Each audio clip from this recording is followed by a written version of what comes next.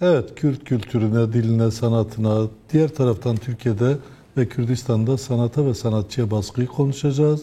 Yönetmen İlhan Bakır Skype hattımızda. Sayın Bakır merhaba, yayınımıza hoş geldiniz. Merhabalar. Hemen sorayım, siz de aslında bu saldırılardan nasibini almış bir yönetmen olarak şu anda Türkiye'de yaşayamıyor durumdasınız ki yaptığınız esasen sanat, öyle diyelim yani bir yönüyle. Bu son yıllarda giderek bu baskıların artmasını neye bağlıyorsunuz, nasıl yorumlamak gerekir? Evet, maalesef ben de kısa bir süredir ülkemden ayrılmak durumunda kaldım.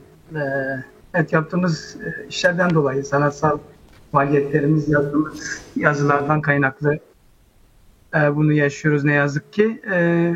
Yani aslında son yıllarda yaşanan baskı demek çok doğru değil. Ben 95 yılından beri Mezopotamya Kültür Merkezi çalışanıyım. Çeşitli faaliyetler içerisinde olduk Mezopotamya Kültür Merkezi'nde. Bildim bileli Kürt sanatı üzerinde bu baskı söz konusu. E, Aslında şöyle bir şey oldu. Son yıllarda sesim geliyor mu acaba? Geliyor, hiçbir problem yok. Evet. Evet, Dinliyoruz. son 10 yıldır çok yoğun olarak Kürtler dışındaki sanat çevreleri de baskı görmeye başladı. Kürt sanatçılar baskı görürken bu çok dert değildi, çok gözükür değildi. Kürt'e müstahak. Kürt sanatçı da anasını görmese olurdu. Ama son 10 yıldır iktidar, Kemalist iktidar el değiştirip daha fundamentalist bir daha radikal dinciliğe doğru giden bir iktidar söz konusu olunca bu iktidar kendisine Kürt sanatının yanı sıra işte o seküler çevrenin ya da diyelim ki işte Kemalist çevrenin de ürettiği sanatı kendisine düşman, kendi yaratmak istediği yaşam biçimine, kültürüne düşman görmeye başladı. Ve bu baskı onlar üzerinde de uygulanmaya başlandı. Bu baskı ancak onlar üzerinde uygulanınca ne yazık ki görünür olabiliyor. Bu baskı onlar üzerinde de yoğunlaştı, arttı, belirginleşti. Peki onlar bir empati kurup sizin sözünü ettiğiniz işte neredeyse Cumhuriyet'in kuruluşundan bu yana Kürtlerin yaşadıklarını akıllarına getiriyorlar mı? Bunu gözleyebilmek mümkün mü? Yoksa onlara yapsınlar, onlar hak ediyor ama bize yapamazsınız mı diyorlar? Yani bir kısmında bu empatiyi görebilmek mümkün. Yani daha küçük bir kısmında bu empatiyi görebilmek mümkün.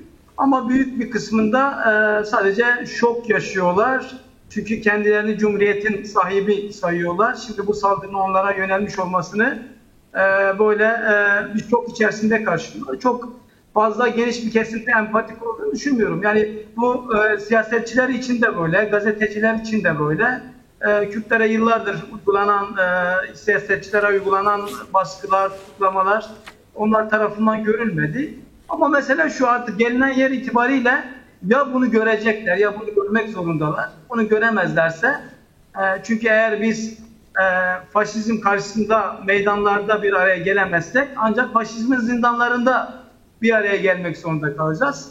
Er geç bu kesimde işte kısa bir süre önce biliyorsunuz Merdan Yanardağ tutuklandı gazeteci olarak. İleri sürdüğü görüşlerinden ötürü ama yüzlerce gazeteci arkadaşım, benim de yazdığım gazetedeki arkadaşlarım cezaevindeler. Ben gazetedeki yazılarımdan dolayı 40 yıla varan yargılamalarla, davalarla yargılandım. Dolayısıyla da çok bir empati kurabildiklerini düşünmüyorum. Ya kuracaklar ya da yaşayacakları son başka bir türlü gelişecek maalesef.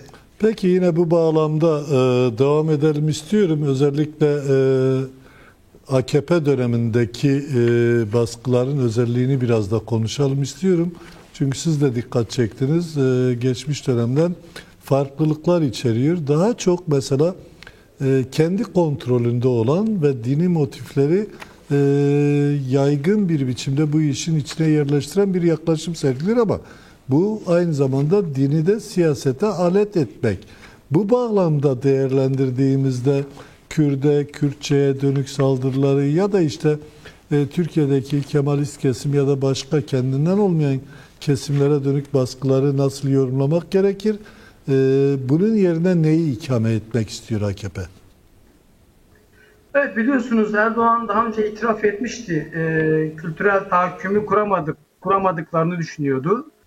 Ee, Yani siyasal alanda, ekonomik alanda kendi sermaye sınıfını yarattıysa da, kendi politik tahkimatını gerçekleştirmiş olsa da kültür sanat alanında bu tahkimatı gerçekleştiremedi. Aslında bunu gerçekleştirebilmek de mümkün değil. Kültür sanat biraz daha entelektüel birikimi gerektiren, yeteneği gerektiren bir alan. Maalesef mi demek lazım bilmiyorum.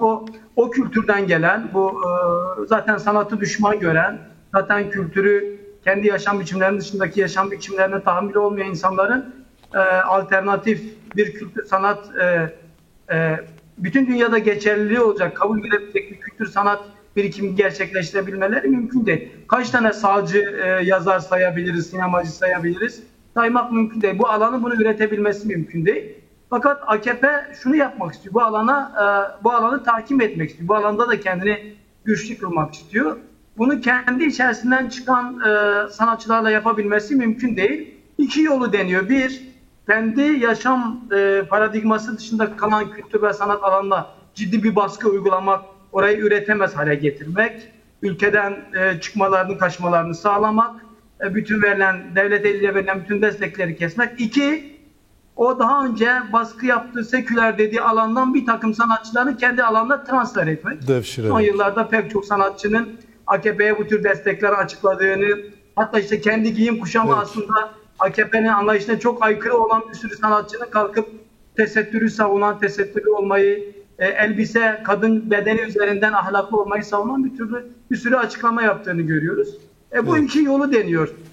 Gözüken o ki baskıları yoğunlaştırmaya devam edecek. Aynı zamanda da öbür alandan transfer yapmaya devam edecek. Kürt alanında da Kürt sanatçılardan da bu tür transferler yapmaya gayret ediyor. Gayret ediyor, evet. Peki, çok teşekkürler İlhan Bakır. Yayınımıza katıldınız, emek ve zaman harcadınız. Sağ olun. Ben çok teşekkür ederim. Son bir söz söylemek istiyorum. Gerçekten Türk sanatçılar toplumun vicdanıdır. Toplumun ahlaki vicdanıdır. Dolayısıyla da Türkiye'li sanatçılar Kürt sanatçılara yapılan baskıları görmeli, empati kurmalı ve birlikte direnmekten başka hiçbir yol olmadığını görmek zorundalar. Bunu görmedikleri noktada da sonucun da olacağı herkesin malumu aslında. Peki, teşekkürler, sağ olun.